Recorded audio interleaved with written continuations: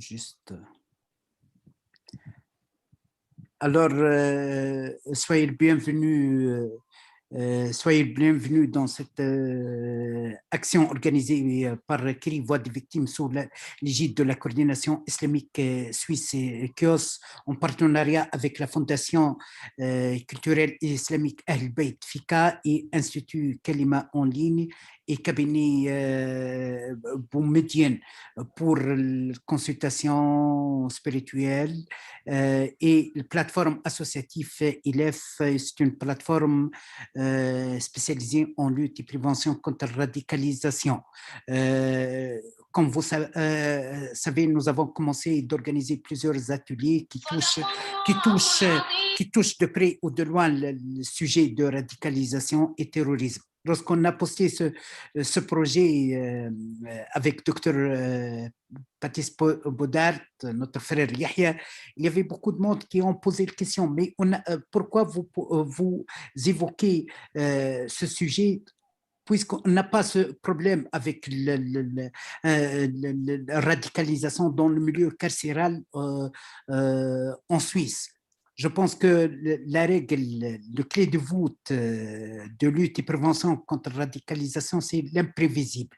On ne peut pas prévoir un mode opératoire de façon préalable pour un risque terroriste. Il y avait des histoires comme Khalkhal, etc. en France, et c'est bien d'évoquer ce sujet pour mettre quelques outils de prévention et de lutte contre la possibilité de radicalisation dans le milieu carcéral, parce qu'il n'y a pas beaucoup de travail aussi en Suisse dans le milieu carcéral, la vérité. Hein. Il y a des prêches données par des prêches, etc. Mais au niveau d'accompagnement, au niveau de lutte, détection, il n'y a pas beaucoup de travail. C'est pour cela qu'on a l'honneur et l'avantage d'évoquer ce sujet. Notre atelier aujourd'hui tombe juste après la votation des mesures policières, les mesures policières. Personnellement, j'exprime ma déception. Je pense que ces mesures, cette initiative va approfondir l'islamophobie, va viser les musulmans, puisque les musulmans sont le noyau le plus faible au niveau structurel, au niveau de la représentativité politique, etc. Et j'appelle tous les frères et sœurs pour plus de restructuration, pour lutter contre la possibilité, l'éventualité d'islamophobie de l'État. Parce que maintenant, en Europe, on voit à l'Autriche, ailleurs, etc., il y a des tentatives d'officialisation des protocoles étatiques de l'islamophobie, malheureusement. Et je pense que ces mesures, ces initiatives ne peuvent pas aider à lutter contre la prévention, contre le terrorisme. Ce qui aide, c'est le partenariat avec la communauté musulmane, c'est la protection de l'islam, parce que l'islam, c'est une religion de paix, de dialogue et de tolérance. C'est la protection de l'islam, c'est le partenariat avec les musulmans et de trouver des outils de dialogue et de partenariat.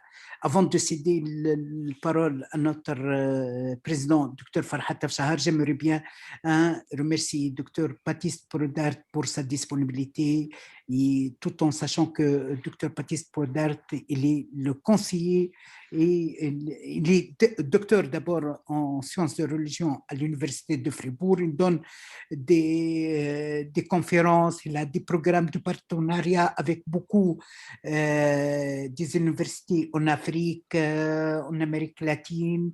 Il est actif dans lutte et prévention contre la radicalisation et terrorisme. Il est aussi le conseiller de la coordination des organisations islamiques suisses. Je donne la parole à Dr Farhat Afshahar, le président de KIOS. Merci beaucoup.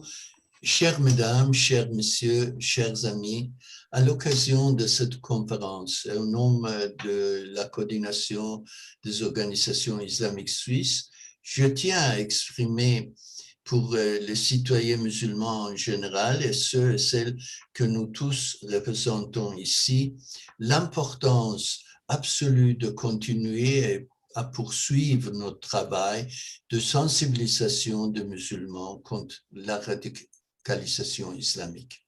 Malheureusement, le vote sur la loi antiterroriste a été adopté. Cela renforce le préjugé général contre les musulmans. Nous demeurons et continuons notre devoir à défendre et accompagner les citoyens musulmans suisses par non seulement le suivi de près des conséquences de cette votation, mais également d'être à leur côté pour toutes les questions qui vont se poser a posteriori. Surtout, nous veillons à la mise en place actuelle de la plateforme ILF. Cette plateforme nationale est dédiée à la surveillance, à l'accompagnement, au conseil et à l'information à l'égard du phénomène de radicalisation, de haine ou de violence à caractère musulman. Notre tâche consiste d'une part à inviter tous les musulmans à s'unir au sein de Chios et à défendre ensemble le droit de notre minorité islamique. D'autre part, nous devons nous efforcer d'obtenir la confiance de la population pour une coopération intensive. Une minorité religieuse a besoin de la protection de la majorité contre les préjugés. Mes chers, je vous remercie pour votre attention et n'oubliez pas que vous pouvez compter nous. Je vous prie de partager avec nous votre réflexion. Merci beaucoup. Merci beaucoup, Dr. Farhat Afshahar. Avant de céder la parole à notre ami M. Maurice Hussein de la Fondation culturelle islamique de Lausanne, j'aimerais bien souhaiter le bienvenue à Mme Nader Haj, qui est écrivaine connue. Alors, la parole, c'est à toi, Maurice. Je pense que vous êtes déçu suite à la votation. Est-ce que vous pensez que notre action, malgré cette atmosphère de sous-estimation, d'accusation des musulmans, de pouvoir discriminatoire, arbitraire sur le compte des musulmans, ça a du sens ou non? Oui, merci. Bismillah ar-Rahman ar-Rahim. Merci, mon frère. Oui, je pense que tous les musulmans et tous ceux qui accordent de l'importance à nos valeurs fondamentales de la démocratie en Suisse, que ce soit les valeurs de liberté, de présomption d'innocence, ou bien même les lois, les valeurs qui protègent les enfants, parce qu'il faut rappeler que cette loi s'applique aux enfants dès l'âge de 12 ans, seront déçus par le résultat de cette votation. Une loi qui était même reprochée par Amnesty International pour aller trop loin dans la violation des droits de l'homme. Et malheureusement, on a déjà des exemples. J'avais mentionné lors d'une colloque précédente la loi Prevent en Angleterre, au Royaume-Uni, qui a été implémentée quelques années en arrière. Et j'étais encore en train de consulter sur la page du Islamic Human Rights Commission qui ont beaucoup fait campagne contre cette loi, certaines anecdotes et des expériences par rapport à cette loi. Donc, on voit déjà dans un pays qui est démocratique, le Royaume-Uni, qui a les mêmes valeurs que nous, de liberté, de présomption d'innocence, etc. Et ben, on voit déjà des dérapages. Il y a, je peux citer quelques exemples, parce que je regardais récemment sur la page de IHRC, comme je l'ai mentionné, un enfant qui a porté un t-shirt avec l'inscription « Je voudrais être comme Abu Bakr al-Siddiq ». Il a été dénoncé par sa maîtresse pour être radicalisé. Un autre étudiant qui faisait des recherches sur le terrorisme dans le cadre de ses études universitaires, il a aussi été appréhendé par la police et mis en détention préventive pendant plusieurs jours. Et son professeur, qui était le chef du département et qui s'occupait justement des sujets qui touchent le terrorisme à l'université, heureusement, avait été outré. Il a publié des articles, il a contacté des journalistes. Et c'est quand même plusieurs jours où cet étudiant a été mis en détention préventive. Et d'ailleurs, la moitié des cas en Angleterre de dénonciation jusqu'à présent sont pour des enfants dans le cadre scolaire. Un enfant qui cherche sur Internet des mots comme calife ou des choses comme ça, ça alerte les enseignantes qui peuvent ensuite décider que cet enfant a été radicalisé et qu'il faut le dénoncer. Donc, je ne dis pas que la Suisse et qu'on aura les mêmes expériences ici, je ne le souhaite pas, qu'on aura les mêmes dérapages, mais on peut déjà constater, donc c'est une nouvelle qui est tombée aujourd'hui, donc 2 personnes qui sont soupçonnées de vouloir rejoindre des organisations terroristes. Ils ont reçu des peines de 3 ans, donc on parle de peines très sévères pour faire un exemple Donc, je dirais que c'est un début qui est inquiétant quand même par rapport à cette nouvelle loi. Et ce qui est particulièrement dommage, c'est qu'on passe à côté du vrai problème, la vraie question que tout le monde devrait être en train de se poser, surtout les autorités, c'est pourquoi dans un pays qui est libre, où il y a la démocratie, où il y a la stabilité, où il y a la paix, il y a la tolérance, c'est une société qui est juste, qui a un système judiciaire qui fonctionne. Comment dans une telle société on peut retrouver des gens qui sont attirés par quelque chose d'aussi machiavélique, d'aussi moche que des organisations terroristes telles que Daesh? Et ça inclut pas que les personnes qui sont d'origine musulmane, mais y compris des gens qui se sont convertis à l'islam, donc qui ont ici vécu dans un environnement, qui sont nés ici et qui ont vécu dans un environnement purement suisse, que ce soit au niveau social, au niveau de leur famille, de l'environnement dans leur maison, dans l'école. Ils se radicalisent et ils choisissent de partir en Syrie, par exemple, pour rejoindre une organisation terroriste. Ça, c'est la vraie question. Comment est-ce qu'on peut en arriver là? Et je vois très peu d'efforts qui sont faits pour répondre à cette question. Et moi, je proposerais 2 choses. Premièrement, il y a un vrai problème d'intégration dans la société de certaines personnes qui n'arrivent pas à s'intégrer. Et comme je l'ai dit, ce n'est pas seulement les gens qui sont d'origine musulmane, d'une autre culture d'origine. Et la deuxième chose, c'est qu'il y a parmi ces gens qui sont mal intégrés dans la société, un sentiment d'injustice, alors que ce soit réel ou perçu, mais il y a un sentiment d'injustice et il faut qu'on se penche sur cet aspect-là, de pourquoi ils ont ce sentiment d'injustice perçu ou réel.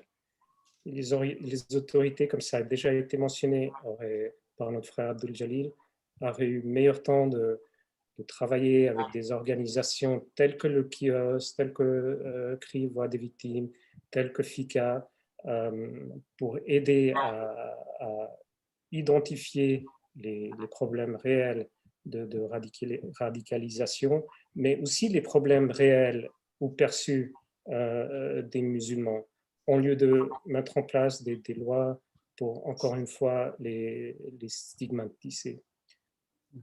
Merci beaucoup. Le BABA, pardon, je continue. Oui, non. J'en ai encore juste quelques minutes. Le BABA de la diversité. Ici, il s'agit bien d'intégrer dans la société des gens de culture et de croyances et d'ethnies différentes. Donc, on parle de diversité. Le b.a.-ba, quand on suit les cours de diversité, c'est que si on veut une diversité dans une société, il faut mettre en place des mesures pour accommoder cette diversité. Et on est en train de prendre la voie contraire, on est en train de mettre en place des mesures pour stigmatiser une population qui est déjà beaucoup sous pression et qui se sent déjà visés par différentes lois, que ce soit la loi contre les minarets, la loi contre le hijab, la loi contre le niqab, etc. etc. Donc, je conclus juste que j'attends avec beaucoup d'intérêt les autres intervenants sur ce sujet d'incarcération aussi. Ça me fait penser à l'histoire de Malcolm X, qui lui aussi avait été incarcéré. Et cette incarcération, c'est peut-être pas la règle générale, mais en tout cas, dans son cas, ça l'avait dans un premier temps, on peut dire, radicalisé, parce qu'il a rejoint le Nation of Islam, qui était quand même, j'appellerais ça une secte très radicale, avec des pensées très, je veux dire, Black Power. Donc, pour eux, c'était la dominance de Noirs. Ils croyaient à la ségrégation des Noirs et des Blancs, et non pas à l'intégration.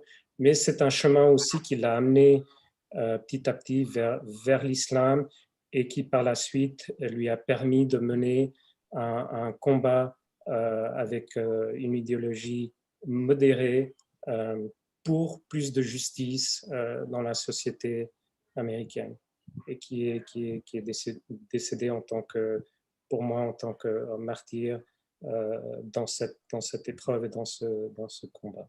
Donc, je termine avec ça et j'écoute avec impatience les autres intervenants. Merci. Merci beaucoup. J'aimerais bien souhaiter le bienvenu à Madame l'ambassadrice représentante du Congrès islamique à Genève, et Monsieur Slahdin Chouaibi, vice-président de la Chambre économique internationale. J'aimerais bien ajouter quelque chose avant de céder la parole, une modération à professeur Ben Yahya. Je pense que il faut poser la question à propos de modèle d'intégration, parce que un cours de français ne suffit pas pour intégrer les gens. Il y a beaucoup de marginalisation, il y a beaucoup de sous-estimation. Par exemple, je vous donne un chiffre, 10 milliers de réfugiés, par exemple, sont en chômage parce qu'ils sont confrontés à la sous-estimation des acquis professionnels, etc. Je pense que ce modèle de cours de français, de cours de langue archaïque est dépassé, et surtout lorsque je vois les modèles d'intégration sur le canton de Vaud, comment on donne les subventions sur la base de clientélisme et camaraderie, il y a la sous-estimation des compétences étrangères, il y a ce principe qui parfois ils nous disent l'égalité des chances, etc. La réalité est complètement différente. Il y a la camaraderie, le clientélisme, etc. Par exemple, une femme, une enseignante d'origine musulmane est sous-estimée par rapport à une autre, malgré la qualification de l'autre, hein, malgré la qualification supérieure de l'enseignante islamique, mais il est sous-estimé parce qu'il s'appelle Fatima, etc. C'est une réalité, il faut le dire, pour corriger, pour s'adapter, parce qu'on aime ce pays. Alors, je cède parole à notre ami professeur Ben Yahya pour modérer la séance avec Dr Brodart.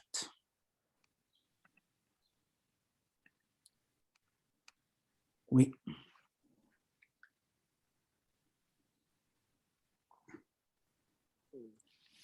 Oui, le micro est ouvert, professeur Ben. Oui. Oui,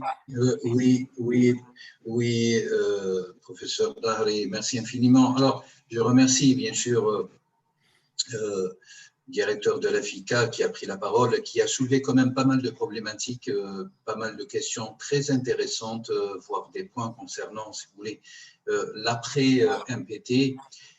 Mais avant, peut-être très rapidement, docteur Brodard, avant de vous passer la parole, et d'aborder, si vous voulez, foncièrement cette question de la radicalisation et de l'extrémisme dans le milieu carcéral, il faudrait peut-être soulever la question qui est centrale aussi à votre thèse. Je rappelle, vous êtes auteur d'une thèse assez fournie, fondamentale, dans laquelle nous avons quand même de la matière, du terrain. Vous avez consacré plusieurs années à enquêter au niveau national suisse et au niveau de l'Europe, l'action sociale musulmane en Suisse, mais enfin, par extension, l'Europe aussi.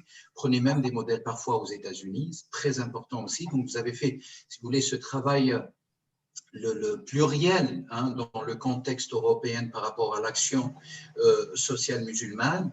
Et juste pour pouvoir faire le pont entre les deux, selon vous, et comme ça vous aurez l'occasion aussi peut-être de revenir sur les points qui ont été évoqués par Dr Dahri et le directeur de l'AFICA, M. Maurice, quel serait, selon vous, Dr Brodard, le point d'union entre la thématique de la radicalisation, le phénomène de la radicalisation, sociologiquement parlant, et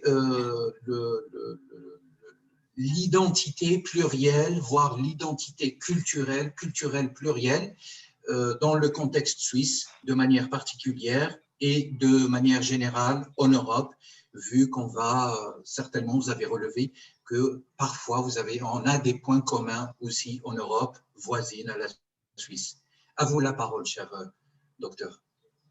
Merci, docteur Monsieur Ben Yahya. Merci aux organisateurs. Bonsoir, mesdames, messieurs. Assalamu alaikum wa rahmatullah. Que la paix et la bénédiction de Dieu soient sur vous tous et sur vous toutes. Je suis très heureux d'être ce soir présent et je remercie les différents intervenants pour les introductions très pertinentes sur ce sujet. Et pour moi, 2 points avant votre question, Monsieur Ben Yahya, ont été relevés. Le premier point est que certains se posent la question de la pertinence d'une telle intervention, soutenant peut-être qu'il n'y a pas de problème réel de radicalisation, entre guillemets, ou d'extrémisme violent en lien avec l'islam dans les prisons suisses, ce qui, à mon avis, est faux, d'autant plus quand on parle de prévention. Qui dit prévention dit agir en amont et avant que les choses soient trop graves, puisqu'on a encore le pouvoir, on espère, d'agir positivement. Mais ensuite, vous avez tous évoqué un point très important par rapport à la nouvelle loi, malheureusement, qui a été votée. Et ceci est la réponse de l'État par rapport aux problématiques d'extrémisme violent qui semble prendre certaines mesures de son côté sans consulter les organisations ou les acteurs qui auraient quelque chose à dire à ce côté-là. Peut-être j'aimerais juste commencer par une anecdote très personnelle et je n'avais pas prévu de le faire, mais ça va dans le sens de la loi. Donc moi-même, j'ai été suspecté par l'État suisse avec des groupes différents, donc c'est un peu une histoire complexe, entre 2013 et 2016, d'avoir été affilié à des groupes djihadistes terroristes. Ensuite, on a reconnu que c'était une erreur, donc que j'ai été complètement blanchi. Le problème, le mal est fait, oui, vu que mon dossier a été transmis dans d'autres pays, y compris aux États-Unis, qui ont des politiques beaucoup plus sévères en matière d'immigration, en matière de visite. À cause de cette décision de l'État suisse, je ne peux pas aller aujourd'hui aux États-Unis encore. C'est une injustice qui n'est pas reconnue parce que ces genres de traitement d'affaires terroristes, et d'autant plus avec la nouvelle loi, bénéficient d'un régime spécial et spécifique dans lequel la victime probable d'une injustice judiciaire n'a pas beaucoup d'occasion de se défendre. Donc, je pense à ça aujourd'hui en m'inquiétant des applications des nouvelles lois, comme l'a fait notre collègue du centre Ahlul Bayt. Et je pense que c'est un point, peut-être qu'on pourrait revenir sur la discussion collective, qui est particulièrement inquiétant pour nous, d'autant plus pour les personnes engagées dans des organisations musulmanes. Et aujourd'hui, je vous parle d'Afrique du Sud, je vous parle de Cape Town, la ville du Cap, où la communauté musulmane est minoritaire, elle est seulement de 6 à 7%, mais bénéficie d'une intégration très forte et de droits très importants. Cela remonte au combat contre l'apartheid et au président Nelson Mandela, qui avait pour assistants et pour proches des musulmans qui ont été directement incorporés au gouvernement. Donc en Afrique du Sud, aujourd'hui, on a une population musulmane dans le pays, pas Cape Town, mais dans le pays, de 2% seulement, avec une marge de manœuvre, une liberté, une reconnaissance et une intégration très spectaculaire, tant au niveau politique, économique, qui pose un contraste impressionnant avec ce qu'on voit en Europe. Donc c'est un cas qui pousse à réfléchir aussi sur peut-être d'autres manières de voir les choses. Mais peut-être laissez-moi commencer directement mon sujet pour pas trop m'attarder sur des digressions. Et tout d'abord, j'aimerais préciser ma présentation.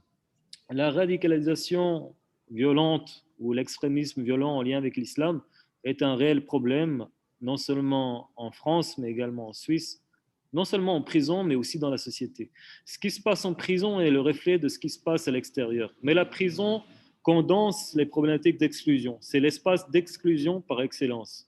Donc il y a ici une dimension plus radicale par essence au niveau social et politique, d'où un danger et un risque de montrer plus de cas violents avérés et plus de risques en matière d'extrémisme violent. Mais on doit garder en tête que quand on parle du monde carcéral, on ne peut pas l'isoler de la société puisque les personnes sont issues de cette société et les détenus vont être retournés pour la plupart dans la société. Donc, il y a un besoin de considérer la problématique générale de l'extrémisme violent dans la société et non seulement dans le domaine carcéral. Mais pour cette présentation, on va essayer de creuser plus particulièrement ce qui se passe en prison avec des exemples concrets. Et la limite de cette présentation, tout d'abord, est liée au contexte géographique. Parce que si on parle de Suisse romande, déjà on est dans un cadre contextuel différent de la Suisse allemande, avec des dynamiques diverses, différentes qui ne peuvent pas être comparées toujours. D'autant plus si on parle d'autres pays européens, on a l'exemple de la France voisine qui est intéressant pour nous parce que aussi en matière de détenus, on a un grand nombre de personnes détenues en Suisse romande qui viennent de France. Donc, c'est un cas à prendre en considération. Mais on peut aussi se référer à ce qui se passe au-delà dans le contexte anglo-saxon, aux États-Unis, en Angleterre, comme piste de réflexion, tout en reconnaissant que le contexte est divers. Donc, ici, le contexte, il est très important en termes de lieu, mais aussi en termes d'époque, parce que ce qui se passe aujourd'hui n'est pas la même chose que ce qui se passait il y a une dizaine d'années. Et la problématique centrale que j'aimerais amener dans cette présentation porte sur l'évolution des perceptions et des comportements des détenus musulmans dans le contexte d'Europe occidentale, donc de la Suisse en particulier, mais vraiment de l'évolution sur une dizaine d'années. Parce que pour moi, la problématique centrale est qu'on est passé d'un islam en prison perçu comme un vecteur de valeurs positives, d'intégration, ou au moins comme une pratique cultuelle, religieuse qui n'était pas un problème, il y a une dizaine d'années, à une idée d'un islam vecteur de violence, vecteur de risque et d'insécurité pour l'État. Donc ici, on voit qu'il y a un tournant très important et j'aimerais élaborer ce tournant, ce shift, comme on dit en anglais, dans cette présentation. Et ce tournant correspond surtout à la fin de ce qu'on appelle le printemps arabe et surtout l'affirmation du califat, du soi-disant califat autoproclamé par Daesh en 2014. Pour moi, c'est vraiment cette période qui a créé un changement fort dans les perceptions, surtout institutionnelles, mais aussi populaires, médiatiques et politiques, en Suisse, mais aussi en France. Et c'est très important de revenir un peu en arrière dans l'histoire pour comprendre que ça n'a pas toujours été comme ça, que l'islam en prison n'a pas toujours été vu comme un risque ou comme un danger pour la société. Donc aujourd'hui, on est dans une société, malgré ce que certains pensent avec le propos de M. Abdel Jalil, qui a reçu certains commentaires comme quoi le thème ne serait pas pertinent parce qu'il n'y aurait pas d'extrémisme violent en Suisse. On est dans une société qui considère l'extrémisme violent en lien avec l'islam comme un thème particulièrement important, comme un danger public et comme une priorité nationale. On le voit très bien dans les débats politiques, on le voit très bien dans les médias. Donc, indépendamment du fait qu'il y a eu des attentats ou pas, qu'il y a des risques avérés ou pas, on est dans un imaginaire collectif qui fait le lien entre islam et terrorisme, et d'autant plus détenus musulmans et terroristes. Donc, il est très important de comprendre cette évolution et les enjeux. Avant d'aborder le thème, j'aimerais un peu me situer ma recherche pour montrer de quel point de vue je vais dire les propos suivants. Tout d'abord, aujourd'hui, je suis professeur assistant en Afrique du Sud dans un institut islamique supérieur, donc dans un genre d'université. J'enseigne à des imams et des cadres musulmans des domaines liés à la sociologie, mais aussi aux sciences islamiques. Donc, je précise cela pour les personnes qui portent discrédit. Aujourd'hui, en Europe, tout le monde est devenu expert de l'islam. Je parle notamment de personnes non musulmanes qui ont un avis théologique sur des questions compliquées et qui discréditent une certaine légitimité que d'autres peuvent avoir. Donc, je pense que aussi là, on doit recadrer certaines choses parce qu'on est facilement accusé de manquer de légitimité ou de manquer d'objectivité quand on traite ces sujets, qui sont quand même sanctionnés par un parcours universitaire, etc. Mais surtout, j'ai passé quelques années à observer le monde carcéral. D'abord, ma première expérience de travail social en prison était dans le canton de Fribourg en 2012. Ensuite, j'étais hors de la Suisse. J'ai travaillé en Algérie pour les Nations Unies dans la réhabilitation, la réinsertion des détenus en 2014. Je suis revenu en Suisse pour travailler à l'État de Genève dans le travail social en prison à Chandolon, puis à la Brenna en 2015 et en 2016, donc pour une période de 2 ans. Donc, ce sont mes 3 expériences carcérales en Suisse en tant que travailleur social, avec beaucoup d'entretiens, surtout avec des personnes musulmanes, qui m'ont permis aussi d'apprécier ce changement d'époque. Mais parallèlement, j'ai mené beaucoup d'entretiens avec des ex-détenus musulmans aux États-Unis et je me base beaucoup aussi sur ces recherches empiriques, qualitatives, en ayant suivi une trentaine de personnes qui étaient incarcérées, qui ont connu l'islam souvent derrière les barreaux aux États-Unis et qui sont sortis. Je fais la même chose pour le contexte de la France et j'ai une expérience également dans le monde carcéral en tant que visiteur d'établissements en Algérie et en Colombie, et une expérience personnelle en tant que détenu au Liban, et également pour une affaire liée à une suspicion de terrorisme, encore une fois, qui n'est pas sans lien avec ce qui m'est arrivé en Suisse. Donc ma réflexion analytique est basée vraiment sur ces bases empiriques, des observations et des entretiens concrets qui me permettent de développer des points à discuter qui sont peut-être critiquables, mais qui viennent d'un matériau concret d'observation, d'expérience et de réflexion sur une dizaine d'années. J'en viens maintenant à mon premier point. Je vais développer quelques points. Je vais essayer de ne pas être trop long non plus. Mais tout d'abord, j'aimerais dire que la prison est un espace de radicalisation, par définition presque. La prison concentre l'exclusion de la société. C'est un espace qui recoupe les franges les plus marginalisées, les plus affaiblies par leur parcours de vie et les plus délinquantes aussi d'une société de données. Donc, quand on parle de radicalisation et de prison, les 2 termes vont de pair. Mais ici, on n'entend pas radicalisation au sens de la religion, on entend radicalisation au sens social et politique.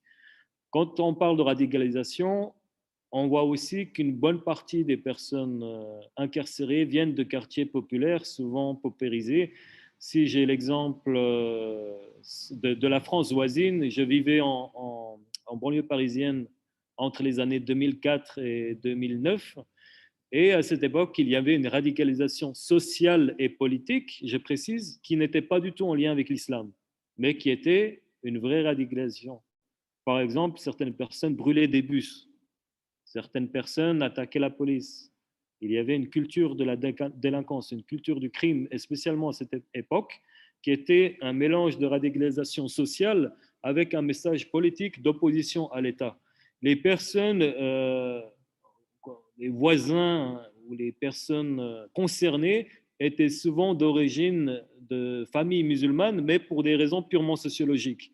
L'islam ne jouait aucun rôle dans leur radicalisation sociale et politique à cette époque. Et il est très important de le rappeler parce que cela ne fait pas si longtemps. On parle de 15 années, de 10 années en arrière. Maintenant, mon deuxième point, c'est que dans ce contexte particulier, l'islam existait aussi et était un frein à cette radicalisation sociale et politique. L'islam, elle était l'antidote au crime, l'antidote à la délinquance dans les quartiers populaires français. Et une personne qui commençait à pratiquer l'islam était vue comme une personne qui allait arrêter la délinquance, qui allait quitter les cycles de la violence et qui allait être un bon citoyen. Cet imaginaire était très fort et il est important, à mon avis, de le rappeler aujourd'hui, à une époque où on associe islam et terrorisme. Alors qu'à cette époque, l'islam était le frein et l'antidote et la solution à la radicalisation, comme on le voit bien dans l'expérience vécue de très nombreuses personnes, dans des analyses sociologiques également, mais aussi dans un documentaire récent. J'aimerais citer le documentaire Quartier impopulaire qui a été tourné à Toulouse, qui montre, qui interviewe des jeunes, plus vraiment des jeunes finalement, des personnes qui sont de ma génération, qui affirment que l'islam, pour eux, a été la cause du fait qu'ils sont restés calmes. Une personne un peu virulente dans le film documentaire dit que sans l'islam, Toulouse serait Chicago. Ce sont ces termes. Il dit que c'est grâce à l'islam, la France devrait dire merci à l'islam parce que c'est grâce à cette religion que nous, en tant que jeunes, ayant vécu des parcours familiaux, sociaux compliqués dans ces quartiers populaires, c'est grâce à cette foi qu'on arrive à se tenir tranquille, à patienter, à vouloir le bien pour les autres. Donc, c'est un point très important à rappeler qui n'est pratiquement jamais évoqué dans les discours politiques et médiatiques aujourd'hui. Deuxième point, on va aller plus loin parce qu'un exemple très important, très intéressant, nous vient des États-Unis. Aux États-Unis, on a une population souvent très importante de convertis à l'islam dans les prisons.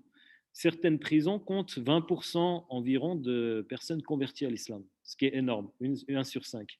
Par contre, en fonction des États américains, en fonction des prisons, les musulmans ont beaucoup de liberté de pratique. Donc, par exemple, il est tout à fait normal de se regrouper pour faire les 5 prières quotidiennes, d'avoir des accès à des cours, d'avoir un imam qui vient pour délivrer le prêche du vendredi et d'avoir toute une série de facilités pour la pratique. Pourquoi? Parce que les administrations pénitentiaires, même dans un grand nombre de cas, voient l'islam d'un bon œil et voient l'islam comme un facteur de désistance, comme on dit dans le jargon carcéral, c'est-à-dire de sortie de la délinquance. Donc l'islam est une solution d'accalmie, d'apaisement à ce niveau-là et de sortie de la délinquance qui est reconnue non seulement par les musulmans, mais aussi par des personnes qui ne sont pas musulmanes. Par exemple, il y a eu un reportage d'une journaliste non musulmane à CNN, l'islam dans les prisons américaines. Islam in America's Prison, This is Life, CNN. Il y a 4 ans, en 2017. Elle conclut par le fait de dire que beaucoup d'Américains ont peur de l'islam, mais à travers son enquête dans les prisons, elle a réalisé que l'islam a un pouvoir très grand dans la transformation des vies dans le bon sens. C'est-à-dire que beaucoup de personnes qu'elle a rencontrées, grâce à l'islam, sont sorties du crime et de la violence. Et il y a toute une série de productions documentaires américaines qui montrent cela, avec le dernier film qui a eu un grand succès, The Honest Struggle, qui montre une personne incarcérée pendant 30 ans, convertie à l'islam, qui sort finalement de prison et comment il arrive, grâce à sa foi, à ne pas retourner dans le crime. Donc ici, l'islam est présenté dans ce contexte américain comme un facteur de réhabilitation, surtout dans le contexte carcéral, un frein à la violence, un frein à la délinquance. Maintenant, revenons en Suisse.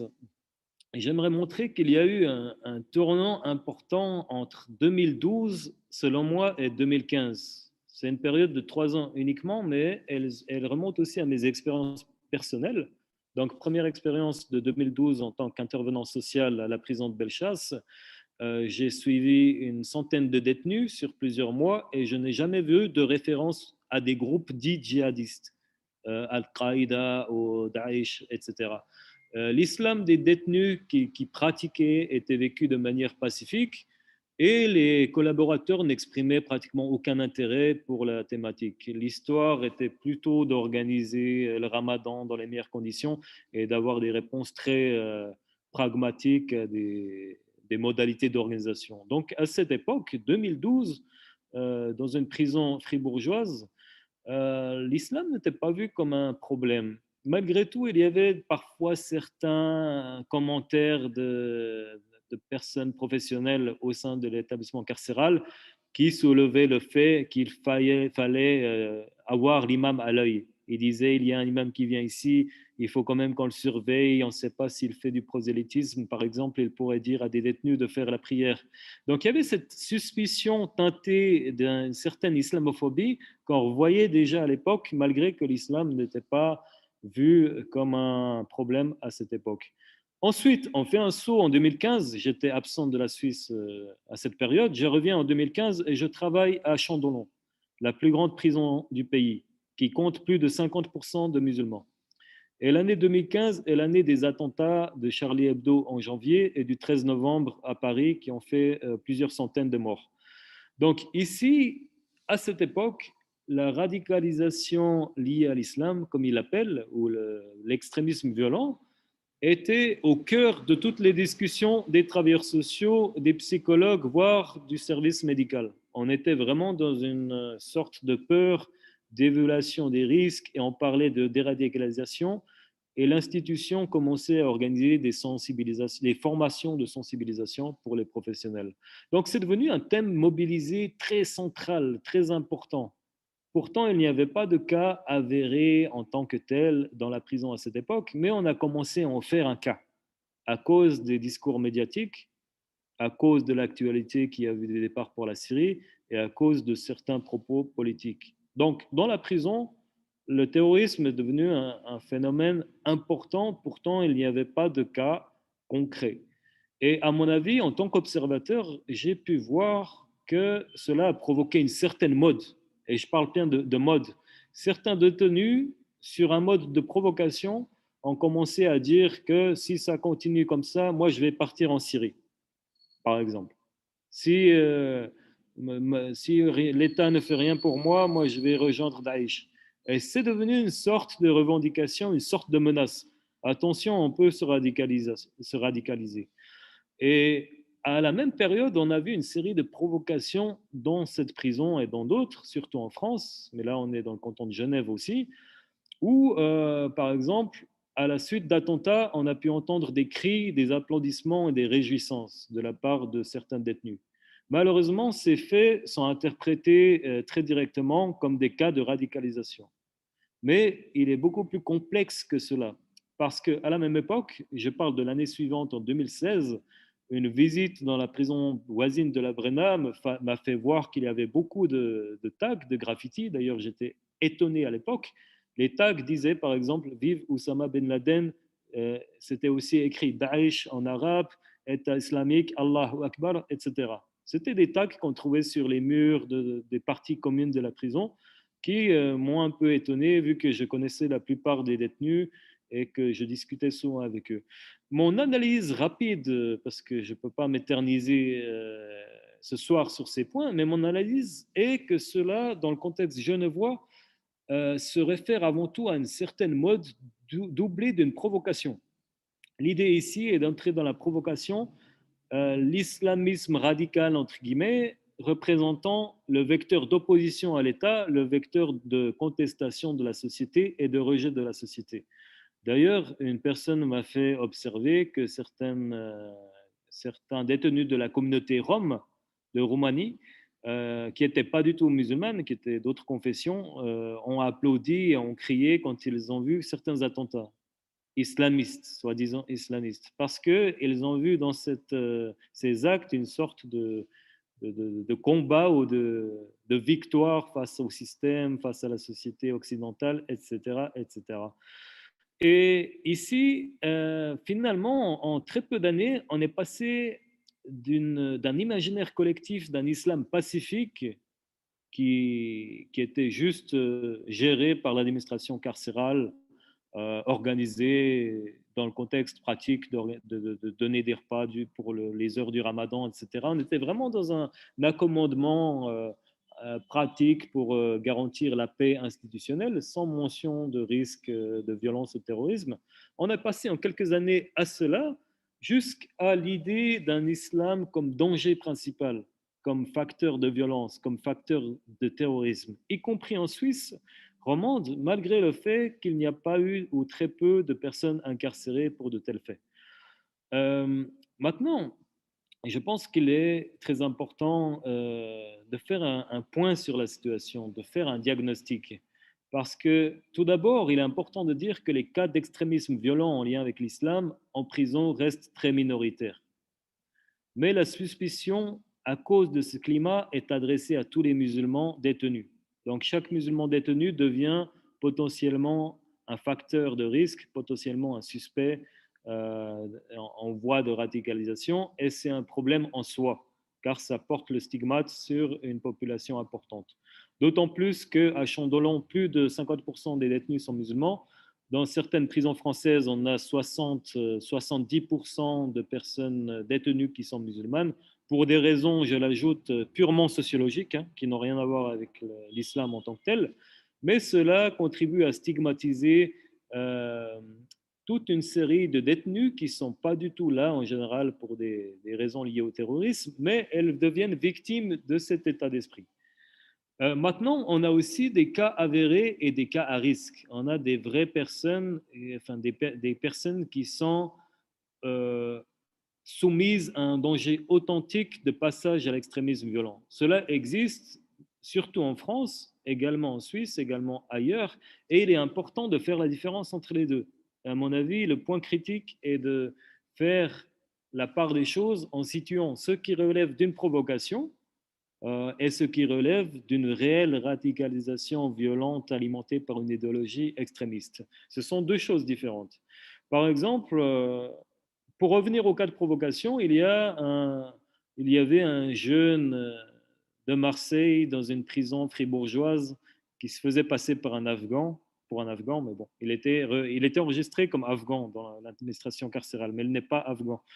Et il n'avait aucun contact, aucun intérêt particulier avec l'islam. Par exemple, physiquement, cela ne veut rien dire, mais son apparence physique même dénotait une coupe de cheveux longue avec des boucles d'oreilles.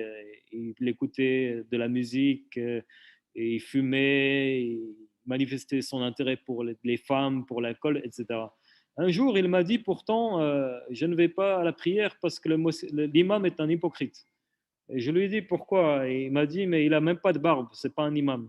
Donc, on a cette confusion de certaines personnes qui sont très loin de toute éducation ou toute pratique musulmane, mais qui peuvent ouvrir la porte à des propos extrémistes, parce qu'ici, on est dans la catégorisation du fait que l'imam est bien ou non, et les imams sont parfois aussi ici accusés de travailler pour l'État. D'autres encore qui étaient en train d'applaudir, comme je l'ai dit, ou de taguer sur les murs Daesh, Al-Qaïda, étaient des personnes toxicomanes, sans aucune pratique de l'islam, qui n'ont jamais fait la prière dans leur vie, mais qui ont trouvé un intérêt à provoquer les gens par leur fait de se revendiquer musulmans et d'adhérer, soi-disant, à une idéologie extrémiste.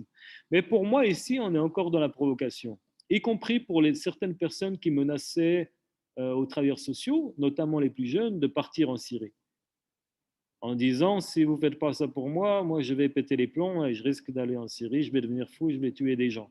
Donc ici, on est dans un discours qui est présenté par la société comme des cas musulmans radicalisés, mais en réalité, quand on remarque la substance de ces personnes, on voit qu'il s'agit d'une radicalisation sociale, voire légèrement politique, car contestataire envers le régime, mais qui n'utilise en gros l'islam que comme un prétexte contextuel, parce qu'ils ont bien compris que c'est cela aujourd'hui qui fait parler et cela qui rend une certaine peur chez les gens. Donc ici, on ne peut pas interpréter cela comme une réelle radicalisation religieuse. Par contre, pour les vrais cas sujets à l'extrémisme violent en lien avec l'islam, j'ai repéré 3 facteurs de risque. Et à mon avis, le danger est réel seulement quand les 3 facteurs de risque sont cumulés.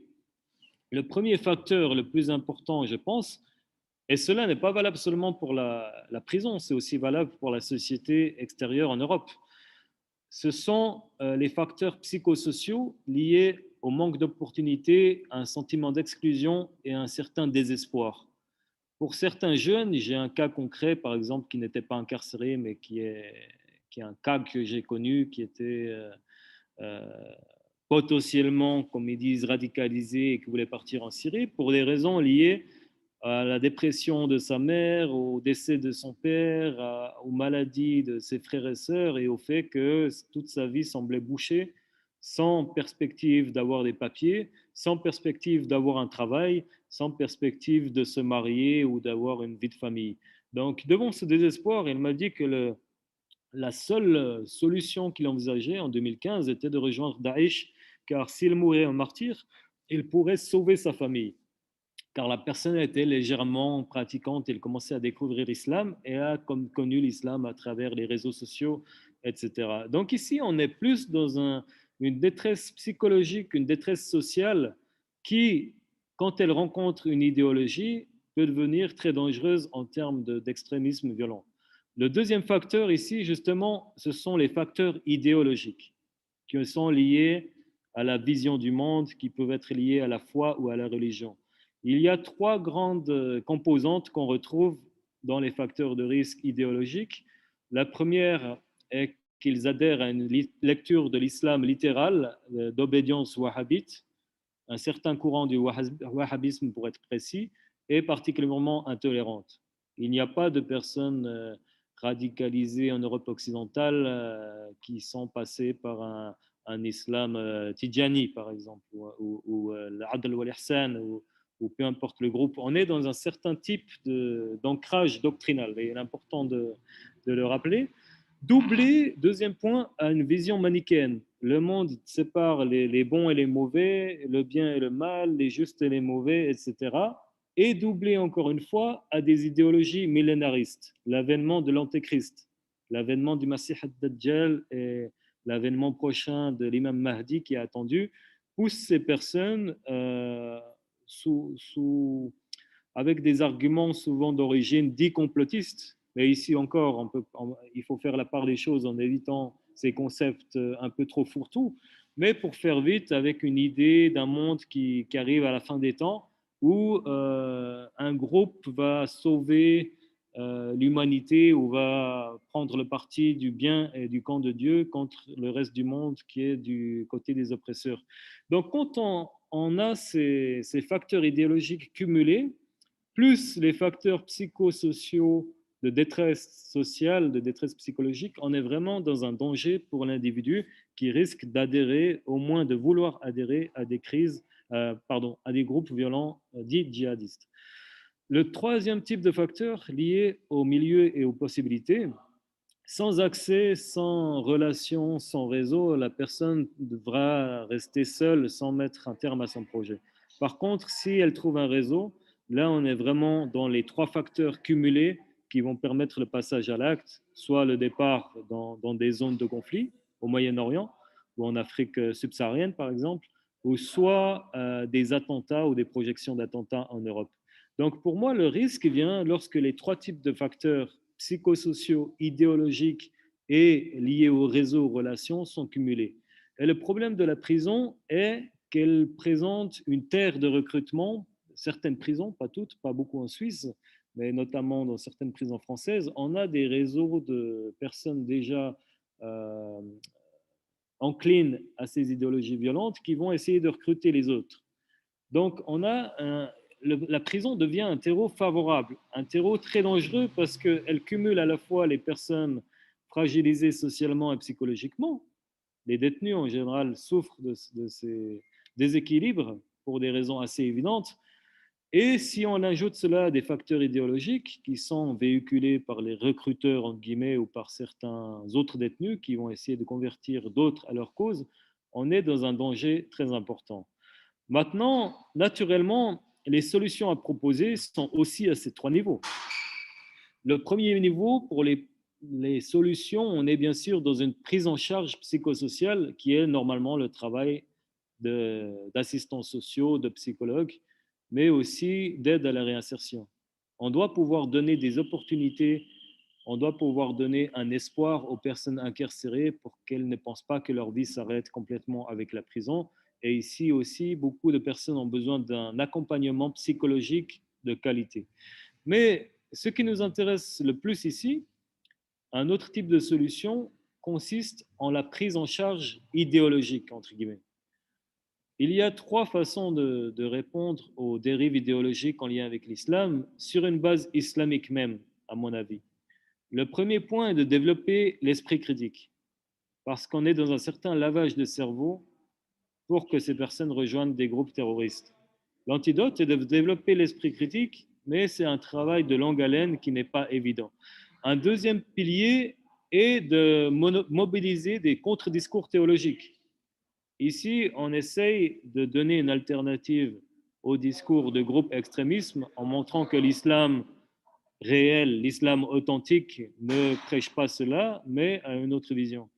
C'est un deuxième point qui implique le travail d'aumôniers musulmans et d'imams dans les prisons. Par contre, quand on remarque ce qui se passe dans les prisons, même en Suisse, le problème des aumôniers musulmans, tout d'abord, ils sont trop rares. À Chandolan, il n'y a pas eu d'aumôniers musulmans pendant les 2 années de mon travail. Il y avait un imam albanophone qui visitait la prison une fois tous les 2 semaines, donc 2 fois par mois, juste pour le prêche du vendredi, et il le faisait en albanais, donc cela intéressait seulement les albanophones.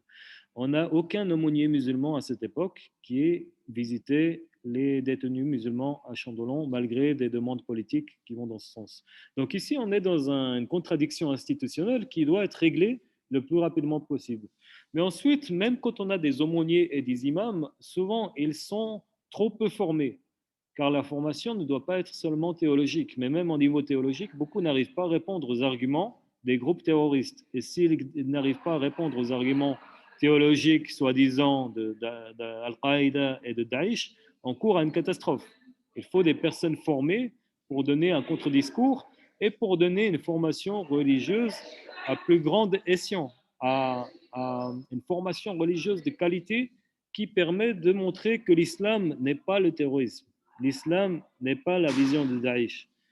À mon avis, c'est la manière de répondre la plus efficace à la problématique de l'extrémisme violent en prison, mais aussi dans la société. D'ailleurs, si on regarde, ici, je suis à Cape Town, il n'y a pratiquement aucun cas connu de radicalisation violente en lien avec l'islam. Pourtant, il y a 7% de musulmans et les 7% de musulmans sont très pratiquants.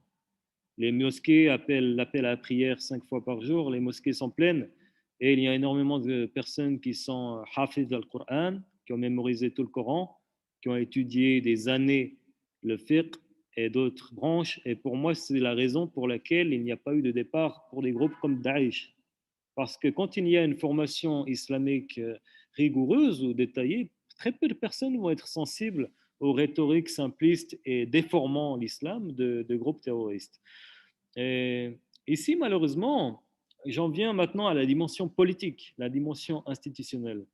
Malheureusement, on a un contresens politique, un contresens institutionnel qui tâtonne entre deux. La grande question qu'on peut leur poser, pour être très provocateur, bien sûr, est-ce qu'on veut lutter contre l'islam ou est-ce qu'on veut lutter contre l'extrémisme violent en lien avec l'islam? C'est une question que je me pose particulièrement dans le contexte français. Mais malheureusement, l'État de Genève est très influencé par ce qui se passe du côté français. On a Et, Maurice qui peut vous répondre sur la situation en Genève. oui, peut-être je finis 5 minutes encore et après on peut ouvrir la discussion. Oui, oui, bien sûr. Oui, très bien, merci. Comme ça, avec plaisir pour ouvrir cette discussion parce que là, on est vraiment dans un cas concret qui doit être discuté et on espère avoir des réponses adaptées au plus vite. Mais tout d'abord, il y a une grande confusion dans le traitement médiatique, surtout médiatique, hein, et ensuite politique de certains partis, mais pas exclusivement politique, je dirais avant tout médiatique, ce qui est très important. Une confusion entre la radicalisation violente en lien avec l'islam et le fait qu'une personne se convertisse et commence à pratiquer l'islam. J'aime bien suivre des reportages français, notamment sur la question de la radicalisation en prison ou ailleurs. Et j'essaie de suivre ces reportages avec une oreille attentive. Et j'entends que faire la prière, vouloir se marier avec une femme voilée, ne pas serrer la main aux femmes, acheter des livres sur l'islam, lire le Coran, sont considérés comme des signes de radicalisation.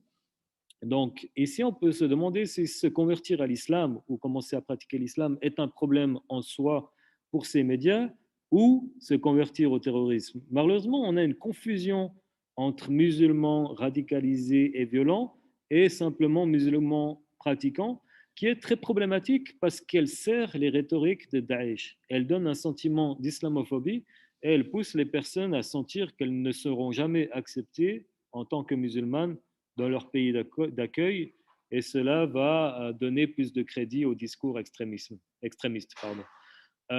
Ici, je dirais qu'une recommandation importante qu'on pourrait faire à ces institutions est tout d'abord d'éviter de véhiculer un message d'islamophobie.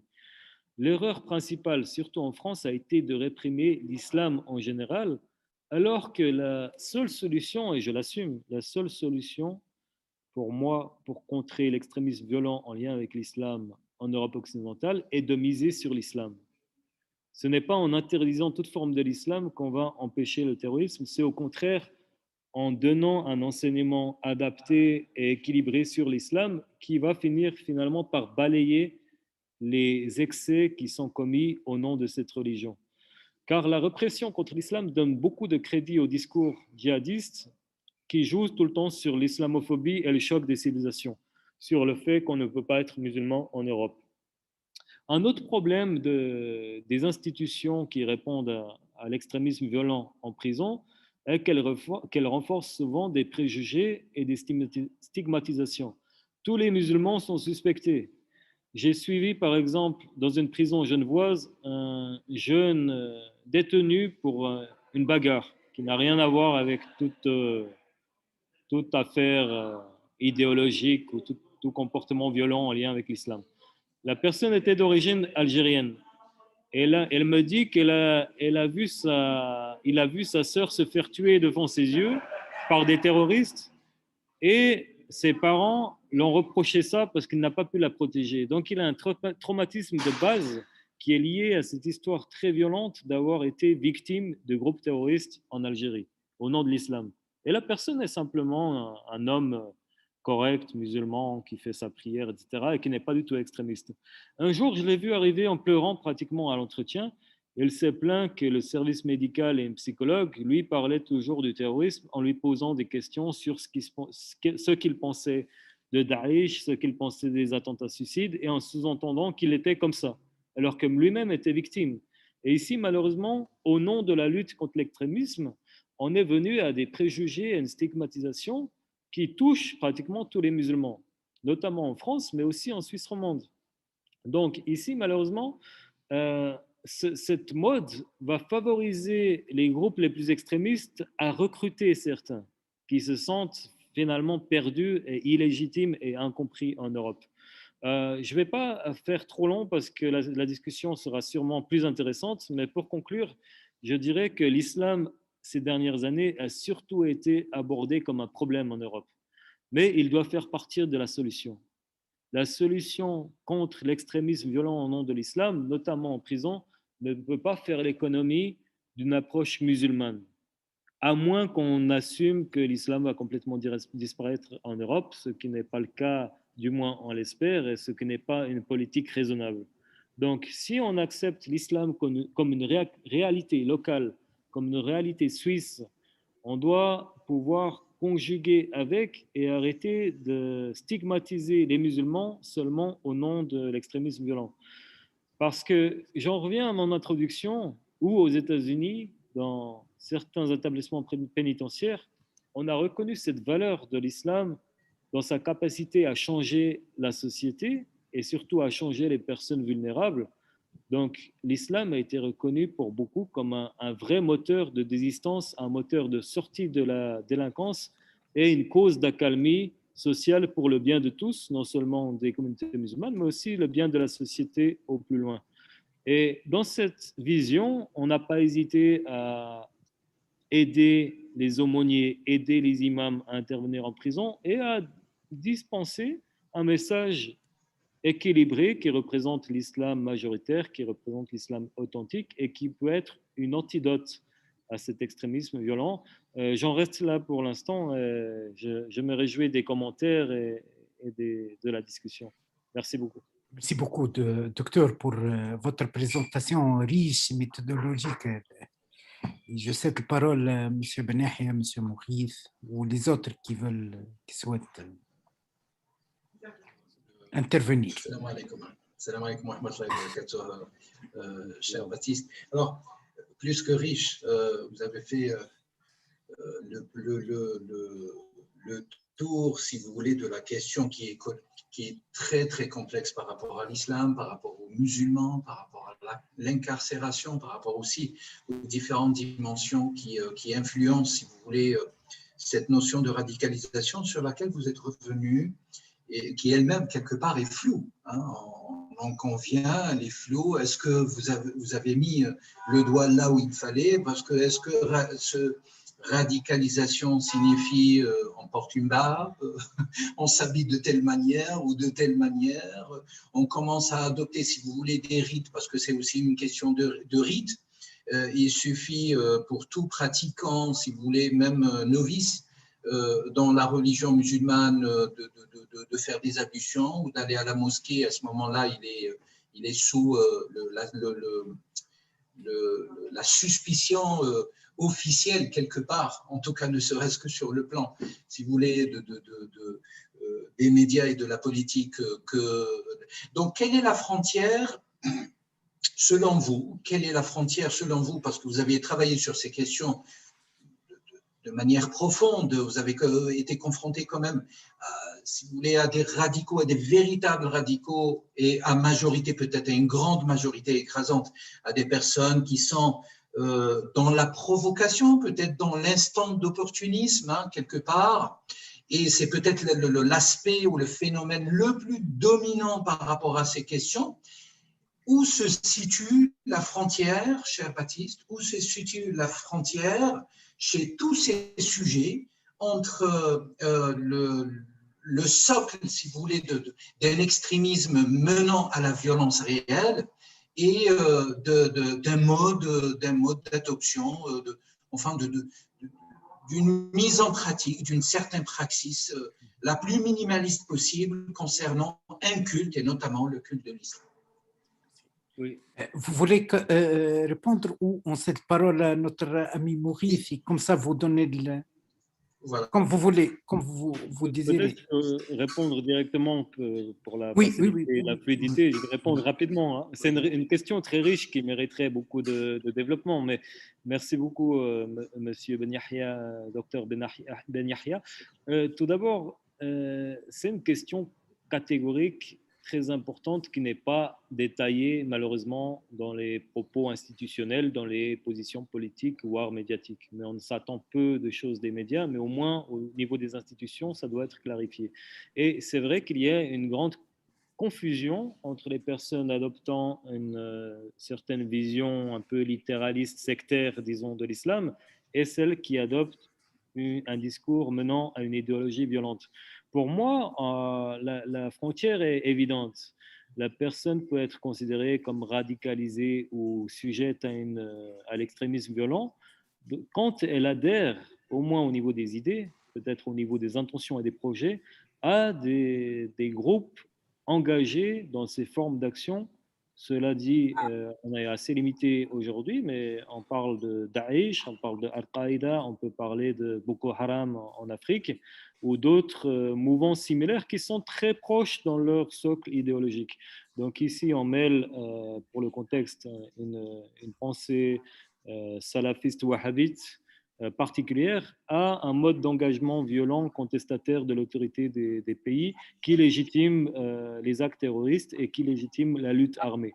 Donc à partir du moment où une personne adopte cette rhétorique, il peut être considéré, selon moi, selon la définition, une personne radicalisée au sens large. Maintenant, vous l'avez très bien dit, il y a une confusion entre les personnes qui sont vraiment adeptes de l'idéologie décidées à agir et celles qui sont juste sur le registre de la provocation ou d'une certaine opportunité de partir en Syrie à l'époque, puis maintenant bien sûr, mais pour pouvoir exister, pour pouvoir avoir du pouvoir, pour pouvoir se marier, pour pouvoir être dans un groupe. Donc ici, il faut distinguer les personnes réellement adeptes au niveau idéologique, mais on le fait assez facilement par le biais d'entretiens. Je dirais malheureusement que les personnes complètement radicalisées sont très dures à, c'est trop tard pour la prévention. Je pense que l'aspect sécuritaire doit s'exprimer à ce niveau-là à partir du moment où la personne est décidément dans le camp donné, légitimement la violence et amenée à faire cela. Mais la prévention fonctionne très bien pour toutes les personnes qui sont entre deux. Et pour répondre à la première partie, je dirais qu'il faut faire très attention aussi à un autre type de personne qui est simplement adepte d'un islam dit wahhabite, kétiste, par exemple en suivant Monsieur Fawzan, par exemple, ou ce qu'on appelle aujourd'hui Madah Ali, qu'à l'époque on appelait ça salafisme simplement, mais qui est un salafisme est un terme trop large. Et ces personnes peuvent du jour au lendemain vouloir s'habiller d'une certaine façon, se laisser pousser la barbe, considérer les autres comme des koufars même, et même avoir certains principes takfiri. Mais tant qu'ils ne sont pas dans l'adhésion à ces groupes violents et armés, même eux, je dirais qu'on ne peut pas les associer à cette mouvance radicale et que justement l'erreur est de les mettre dans le même panier. Si on les met dans le même panier, ils vont avoir tendance à être cooptés par les mouvements engagés dans les actions violentes. C'est Maurice, ou... Oui, alors moi, tout d'abord, je voudrais remercier Baptiste. Vraiment, une présentation très, très intéressante. J'ai appris beaucoup de choses. J'avoue que j'hésitais un petit peu par rapport à cette colloque, parce que c'est vraiment un sujet intéressant, mais j'ai été cloué sur mon siège. Merci beaucoup. Il y a plusieurs points qui m'interpellent, où je me pose des questions, où je voudrais avoir la possibilité de discuter plus. Peut-être on peut juste commencer par le fait que quand vous dites, vous posez la question de est-ce on essaie de combattre l'islam ou la radicalisation islamique, je crois que vous mettez le doigt sur quelque chose de très important et c'est souvent, on a cette perception que en fait le vrai combat c'est de effacer l'islam de la société. Donc moi ce que j'observe c'est les pratiques qui sont personnelles et qu'on peut faire chez soi et qui ne sont pas visibles, ça en règle générale pose pas de problème, mais dès qu'on se dirige vers des pratiques qui sont visibles, le hijab qui est souvent attaqué, les minarets. Nous, dans notre fondation, on a énormément de difficultés à trouver un lieu de culte, alors que si on suit aussi un des raisonnements de votre discours sur lequel je suis entièrement d'accord, c'est qu'il faut un contre-prêche.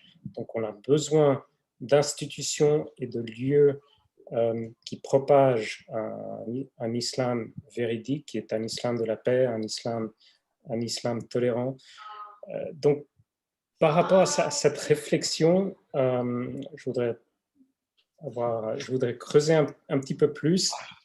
Pour vous, quels seraient, si les autorités devaient adresser ce point-là, quels seraient pour vous les 2 ou 3 sujets les plus importants pour adresser cette perception qu'il y a un combat contre l'islam plutôt que contre l'islam extrémiste et radicalisé?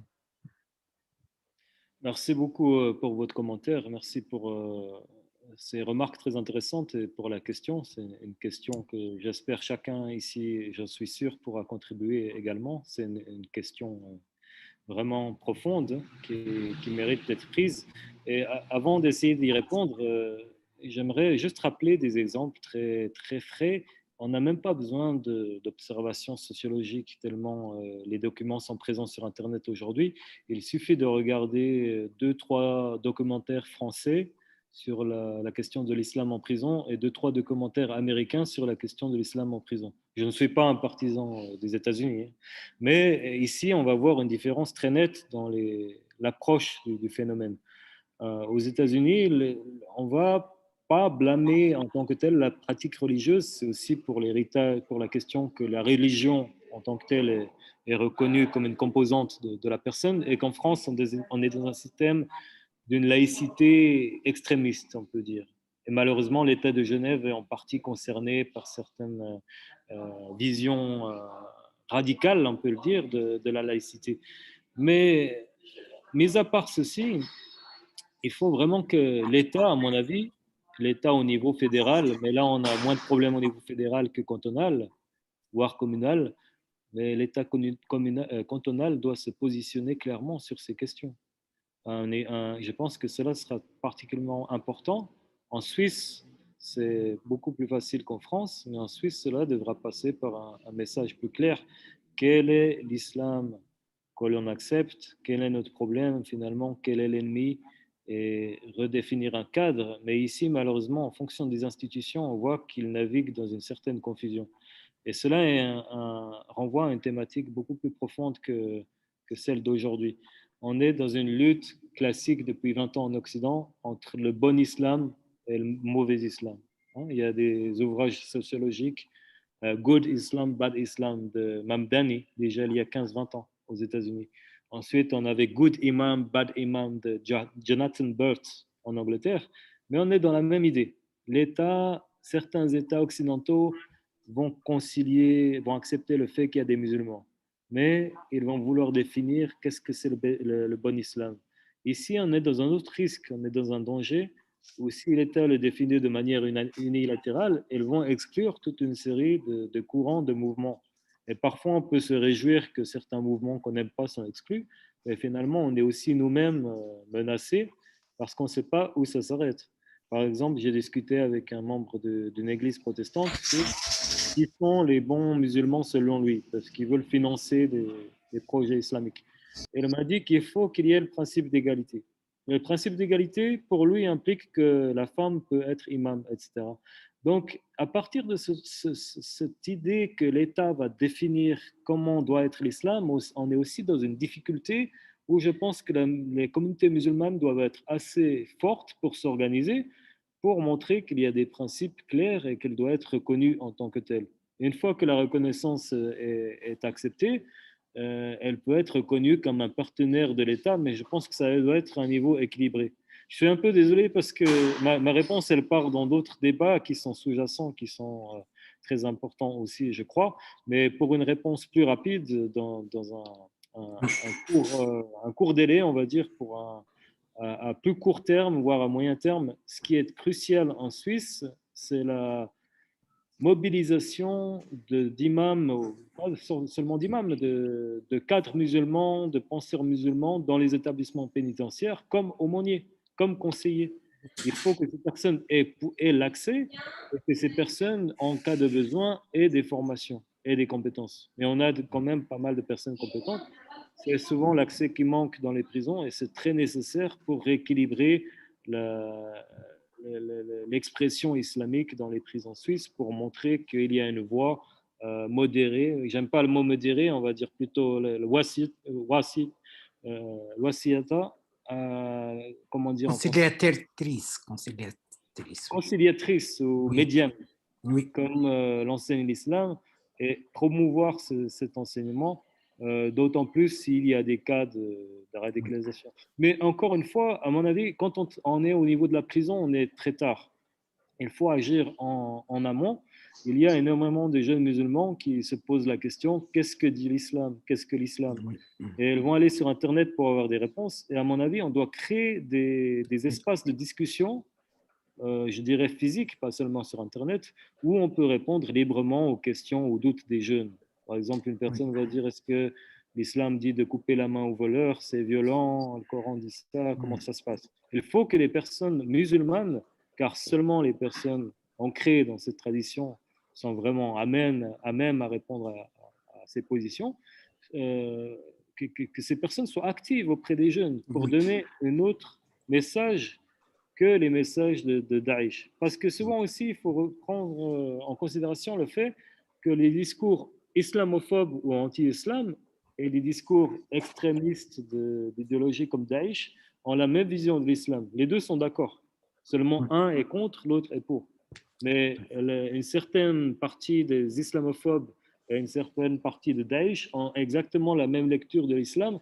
Malheureusement, parfois sur Internet, mais également dans la société, c'est la seule voix qu'on entend. Et un jeune qui est exposé à ça a deux choix. Soit il quitte l'islam et devient agnostique, athée ou quoi que ce soit il reste dans l'islam et il se radicalise. Et c'est une priorité pour nous qui passe bien avant la thématique de la prison. Je pense qu'il faut vraiment agir à ce niveau dans une éducation musulmane de qualité et aussi développer l'esprit critique. Mais cela, il faut que l'État le permette. Et en France, aujourd'hui, avec les discours de Macron l'automne dernier, contre soi-disant le séparatisme, on est dans une confusion. C'est comme si l'État va décider la place de l'islam, et vous l'avez bien dit, dans la sphère privée, cela ne gêne personne, mais lorsque c'est un peu visible dans la société, ce n'est pas vraiment admis selon certains politiciens et certains courants idéologiques. Baptiste, mon dernière question. Est-ce que vous pensez qu'en Suisse, nous sommes en train de vivre une banalisation, une marginalisation de la communauté, du rôle de la communauté musulmane?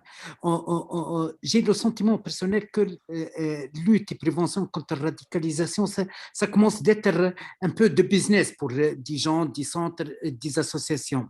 Il y avait le scandale du centre vaudois qui a accueilli ce imam radical qui s'appelle Péché Brahsan. Il est connu comme un salafiste, wahhabite, radical, etc. Tout en sachant que l'autorité cantonale, il traite avec ce centre, et refuse par exemple de dialoguer, de discuter avec des autres communautés qui n'ont pas déposé une demande formelle de reconnaissance et de refuse de discuter avec les chiites. On ne trouve pas les chiites, par exemple, dans des représentations cantonales au niveau régional, etc. Lorsque, par exemple, une plateforme, je trouve un professeur dans une plateforme cantonale de lutte et prévention contre la radicalisation, il déclare que le Coran a été écrit 60 ans après la naissance du prophète Mohammed, c'est scandaleux. C'est scandaleux. Il y a cette tendance de chibasisation en référence à Madame Chiba, ça veut dire le traitement superficiel, etc., superficiel avec la communauté musulmane, marginalisation. On a des plateformes cantonales, on vient, on boit un verre, on discute, etc., on met nos fesses sur des chaises, mais la vérité, il n'y a pas de dialogue avec la communauté musulmane, il n'y a pas d'ouverture, on traite, on vient, on traite avec l'islam politique, et puis lorsqu'il y a quelque chose, on ne pose pas les questions. Par exemple, qui a endocriné les terroristes de Lugano? Qui a endocriné les terroristes de Morges? On n'essaie pas de poser les questions. Pourquoi il y avait beaucoup de terroristes à 20 tours? Quelle structure est présente à 20 tours? Quelle structure présente à 20 tours? Je dis la vérité en tant que vice-président de la coordination islamique suisse, la CUOS, nous sommes fiers dans la coordination parce que nous sommes en train de travailler, nous sommes en train de toucher le bois.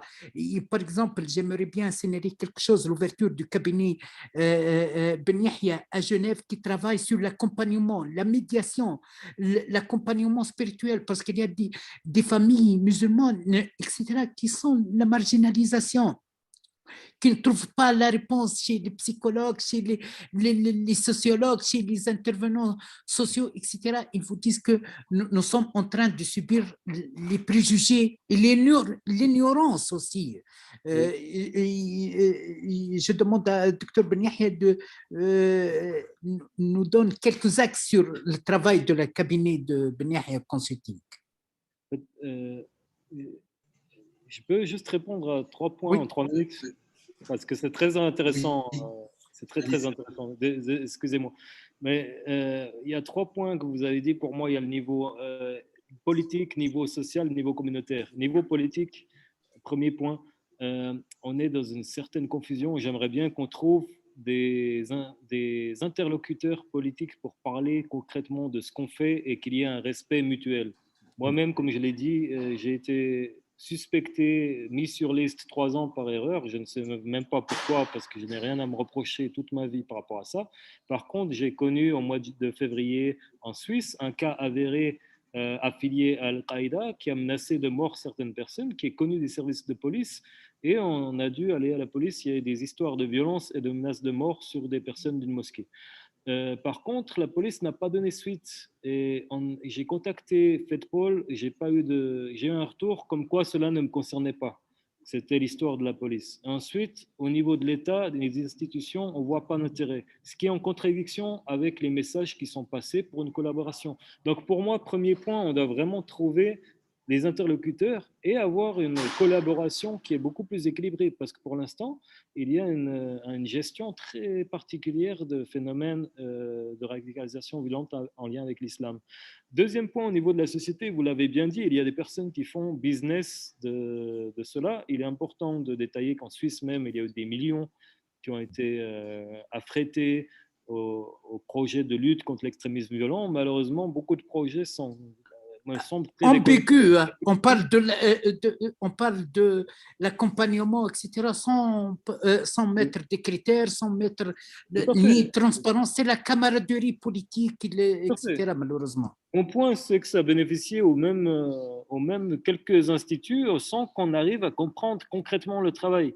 Et quand on les contacte pour avoir une tâche commune, un engagement commun, ces personnes tentent plus à vouloir protéger leur business qu'à collaborer pour des solutions. Oui. Alors que nous, en général, on ne touche pas un franc en s'intéressant à ces sujets. On le fait pour l'intérêt commun et pour préserver aussi notre foi et notre religion. Troisième point, pour moi, le plus Baptiste, permettez-moi, c'est l'avantage de la coordination islamique suisse. Hein. Oui. Il y a des autres structures qui ont pris 10 millions et 10 millions. Ils n'ont rien fait. La coordination suisse, sans prendre un sou de n'importe quelle structure, nous sommes maintenant à notre 12e atelier. Il y aura, comme vous savez, vous allez participer avec nous prochainement. Ça veut dire quelque chose de conviction, de principe, rien que ça. Tout à fait. Merci beaucoup pour la précision. Dernier point très rapide, pour moi c'est le plus important et j'arrêterai là. C'est la réponse communautaire, la réponse des communautés musulmanes face à l'extrémisme violent. Pour moi, il y a juste une histoire, un exemple vaudois très important. Le pasteur, j'ai plus son nom, un pasteur en 2019 a écrit un livre, L'Islam conquérant. Le livre montre sur une base soi-disant académique, pas très académique, mais sur une base soi-disant intellectuelle, que le Coran et la Sunna véhicule des discours de haine, de violence, d'hégémonie, etc. Le livre a été édité, donc c'est le problème du pasteur, peu importe. Le problème, ensuite, les médias ont repris ce livre en faisant une couverture importante, et certains discours politiques également. Pour moi, la seule réponse importante, primordiale de la communauté musulmane est d'écrire un contre-livre, ou au moins un contre-article, en démontant systématiquement chaque argument. J'ai parlé de ça avec Louvain, par exemple, qui sont dans le même canton, mais on n'a pas exprimé un intérêt pour cela. Alors que pour moi, la solution à la fois contre l'islamophobie et contre l'extrémisme violent, la priorité est de déconstruire ces arguments sur une base intellectuelle et théologique. Si on ne le fait pas, on donne raison aux islamophobes, et les gens qui sont témoins vont dire « Ah, on a attaqué l'islam et les musulmans n'ont rien dit ». Ça veut dire qu'ils sont d'accord. Ils n'ont rien à dire et en fait, ils ne peuvent pas réagir parce qu'ils n'ont pas d'argument. C'est ça qui a été pris au niveau politique et médiatique. Ensuite, au niveau communautaire, on a des jeunes musulmans qui vont entendre ces positions. Donc, soit ils vont se dire « Ah, l'islam est vraiment comme ça, c'est pas pour moi, je suis athée », soit ils vont se dire « Oui, l'islam est comme ça, c'est violent et c'est bien, et les vrais groupes musulmans sont Daesh et Al-Qaïda ». C'est vraiment une catastrophe, cet ouvrage, et la catastrophe, c'est pas tant l'ouvrage que le manque de réaction, parce qu'on croit en la liberté d'expression, donc la personne écrit ce qu'il veut, c'est pas important. Pour moi, ce qui est grave, c'est qu'il n'y a pas eu de réaction communautaire à ce niveau, Et pour moi, les efforts que j'espère faire moi-même avec toutes les personnes intéressées sont de répondre idéologiquement, théologiquement, intellectuellement à ces arguments. Et désolé pour prendre Merci beaucoup, beaucoup de temps. Baptiste. Je vous informe de quelque chose qui sera étonnant. Ce pasteur, il est souvent invité par des associations d'intégration entre les guillemets qui reçoivent de l'argent du canton et il donne chaque fois de la conférence qui cible des femmes et des familles musulmanes, surtout à Aigle par exemple. Le titre de sa conférence, l'islam est un problème. Et on travaille dans ces associations qui reçoivent de l'argent du bureau cantonal d'intégration pour que les femmes enlèvent les voiles, etc. Tout en sachant que dans ces quartiers à Aigle et Verdun, souvent il y a des problèmes au niveau de violences urbaines, etc. Parce qu'il y a des tentatives et des procès d'attaquer les gens dans leurs intimités. Docteur Ben Yahya, c'est à vous de clôturer. J'aimerais bien vous donner le rendez-vous, Baptiste, pour le prochain atelier avec nous. Vous serez intervenant dans 10 autres colloques, mais atelier qui va être animé seulement par Dr Baptiste, le travail social comme outil de lutte et prévention contre la radicalisation. Oui, mais je ne sais pas. Maurice, avant de conclure, je m'excuse, mais juste 2 commentaires par rapport à ce qui a été dit. Donc, vous avez dit, Baptiste, que l'État ou les autorités doivent permettre. Pour moi, c'est mon avis, je serais intéressé aussi de voir le vôtre. Permettre n'est pas en fait suffisant parce que toutes les associations musulmanes, en tout cas que moi je connais, manquent de ressources. Et quelque part, on a aussi besoin, si on veut travailler en partenariat, d'avoir aussi de l'aide de l'État sur certaines choses, que ce soit simplement pour avoir un lieu où on puisse travailler.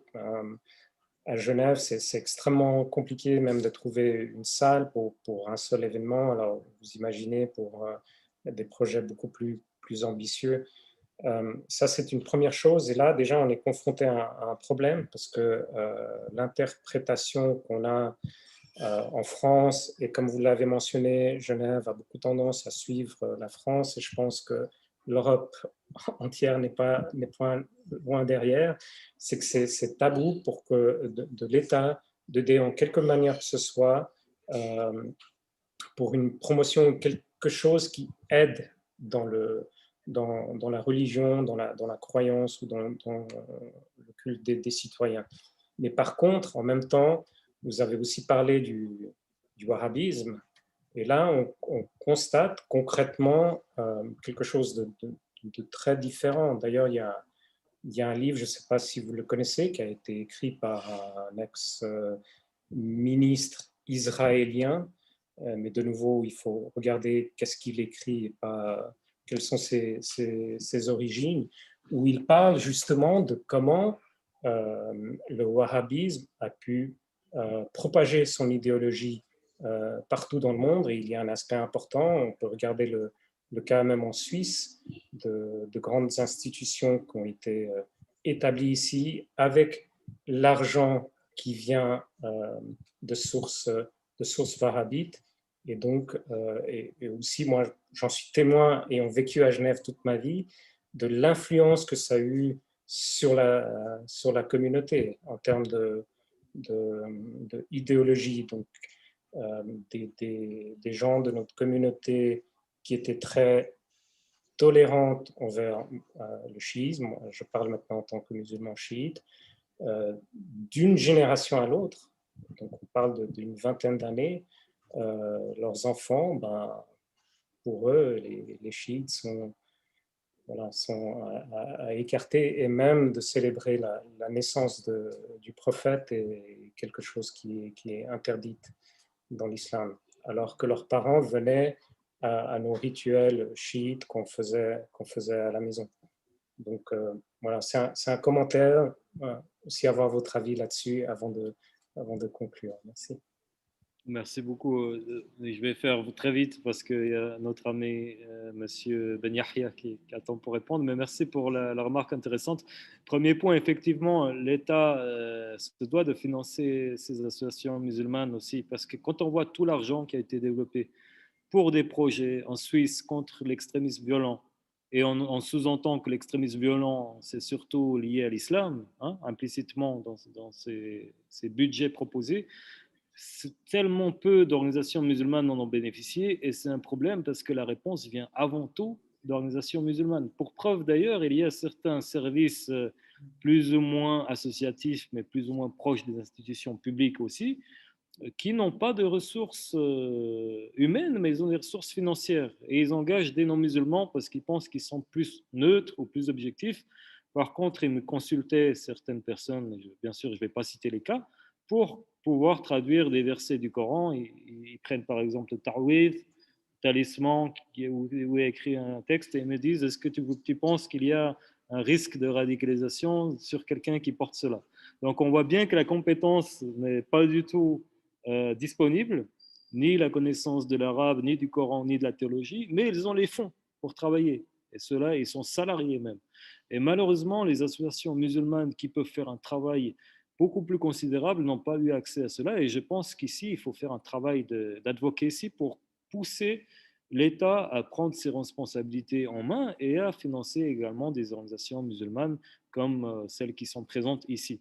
Deuxième point, malheureusement, concernant l'expansion du wahhabisme et notamment des effets contre le chiisme, et effectivement, c'est quelque chose qu'on remarque dans de nombreux pays, tant dans le monde arabe ou au-delà qu'en Europe, c'est que c'est avant tout l'expansion du wahhabisme qui a poussé, qui a incité les gens à rejeter le chiisme et les chiites ces dernières années.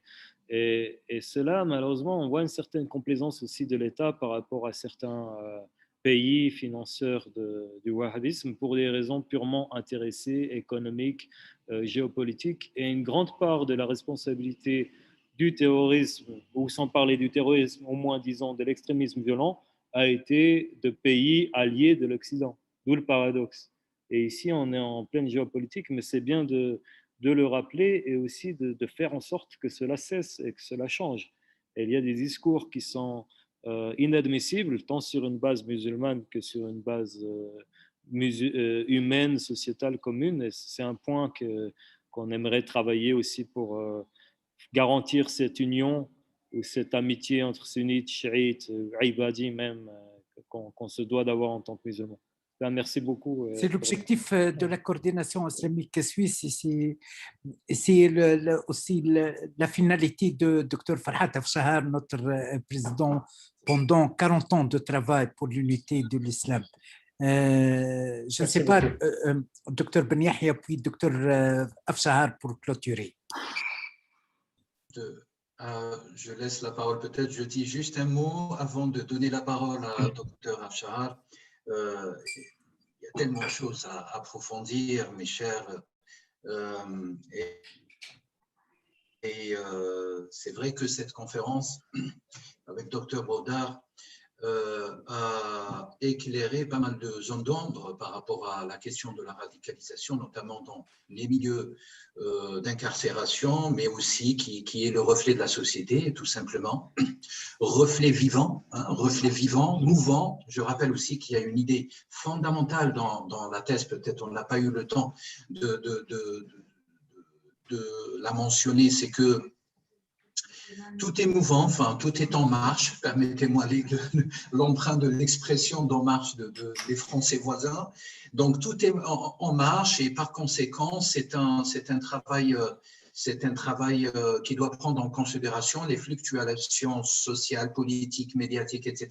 Mais pour revenir peut-être juste un petit élément sur la question de l'extrémisme dans l'interprétation, d'où l'apport de l'accompagnement, si vous voulez, à la fois social, psychologique et spirituel, la finalité de la spiritualité, à mes yeux, à mon humble avis, permet de dépasser largement ces divisions et ces sectarismes qui sont dans la communauté au sens le plus large Et d'où le travail et les objectifs, si vous voulez, suprêmes, sacrés, quelque part entre guillemets, du CAIOS, de l'organisation, de la coordination des organisations islamiques suisses dirigées depuis très très longtemps par Dr Afshar, qui a donné quelque part aussi avec les partenaires actuels, donc le directeur de l'AFICA, Dr Dahri et d'autres, et vous-même, Dr Brodar. C'est-à-dire, toute la question aujourd'hui, c'est agir peut-être parce qu'on a pendant des décennies pris la parole, ou peut-être même pas, vous l'avez bien soulevé, on n'a pas pris la parole peut-être très rapidement, on n'a pas été, la communauté n'a pas été très très réactive, les intellectuels non plus, les penseurs, les professeurs, etc. Nous avons cette responsabilité tous ensemble, et le travail de contre-discours, donc ce contre-discours intellectuel à l'appui, que moi j'appelle un travail scripturaire, véritablement scripturaire, qui est le seul de manière vitale à déconstruire, à anéantir, si vous me permettez l'expression, toutes les fallacieuses tentatives mensongères à l'égard de l'islam, à l'égard des musulmans, ou à l'égard de cet héritage universel de par l'histoire de l'islam et de cette sacralité de la révélation de Muhammad alayhi sallam. Donc véritablement, j'en appelle à vous tous et à toutes de vraiment s'unir pour défendre cet objet le plus noble pour l'humanité, pour les Suisses bien sûr, mais en réalité c'est un travail aussi pour nous-mêmes, pour nos enfants et pour l'humanité. Vraiment c'est un message foncier avant de passer la parole bien sûr au président du CAIOS, Dr Farhad Afshar, en remerciant Dr Brodar pour votre participation, votre temps, vos éclairages, en remerciant le directeur de l'AFICA, en remerciant Dr Dahri et tous les participants. Nous avons aussi ici des écrivains, des professeurs, des étudiants aussi qui sont avec nous, qui suivent cette conférence. Merci infiniment à vous tous. À vous, Président, la parole pour le dernier mot et la conclusion. Juste une petite correction avant de donner la parole à Dr Afshar. Je ne suis pas directeur de l'AFICA, je suis simple membre du conseil de fondation. Je travaille en tant que secrétaire, mais je suis membre fondateur de cette fondation. Qu'il n'y ait pas de malentendu. Merci. La discussion était très intéressante. Il me reste de vous remercier chaleureusement pour votre réflexion. Merci beaucoup et à bientôt. Bientôt, on vous donne rendez-vous pour le 24 pour un séminaire spécifique sur l'unité de l'islam, l'unité comme outil, mécanisme de lutte contre radicalisation et sectarisation. Ce sera animé par un grand imam chiite, Cheikh Haïdar Mouhajer, et un grand imam sunnite, Cheikh Al-Akhdari. Puis le 29, avec notre partenaire Kalima Ifika, on reçoit le sociologue féministe islamiste musulmane Malika Hamid, islamiste parce que ça. Et puis le 5 ou le 6 août avec Dr Baptiste aussi sur le travail social, le travail, le rôle de travailleur social et intervenant social dans la lutte et prévention contre la radicalisation. Vous pouvez nous suivre sur notre site cri-voixdesvictimes.ch ou coordination-islamique.ch. Vous recevez toutes les informations. Merci beaucoup. Merci. Merci beaucoup, Dr Brodar. Est-ce que vous avez quelque chose à dire ou... Oui, excusez-moi, vraiment, je voulais juste dire pour les auditeurs et les auditrices que si c'est possible d'avoir accès à mon email pour ceux qui veulent les références. Oui. Parce qu'en fait, dans ma présentation, je parlais de certaines vidéos, certains reportages, mais j'ai toutes les références par écrit. Donc, si vous pouvez transmettre, Inch'Allah, pour ceux qui sont intéressés par voir ces références. Vous pouvez l'annoncer, Baptiste. Votre mail. Oui, je ne trouve pas le chat, mais c'est Baptiste, mon prénom, .brodar@gmail.com. C'est Oui, Baptiste. vous pouvez nous envoyer, on vous communique l'adresse email de Dr. Voilà, Baptiste. pour les Si vous pouvez références, juste répéter le email quand même, parce que Je vous- ça avait coupé le son. Ah, Quand vous le- oui, c'est Baptiste, donc BAPTISTE, point, Brodard, BRODARD, @gmail.com pour toutes les références ou informations. Merci Merci beaucoup. beaucoup. Merci Merci. beaucoup. Merci Merci. beaucoup. On vous laisse, Inch'Allah, on vous espère la protection de Dieu. Merci beaucoup. Merci pour votre présence à la prochaine. Merci. Au revoir. Prochaine. Merci. Au revoir. Au revoir. Merci.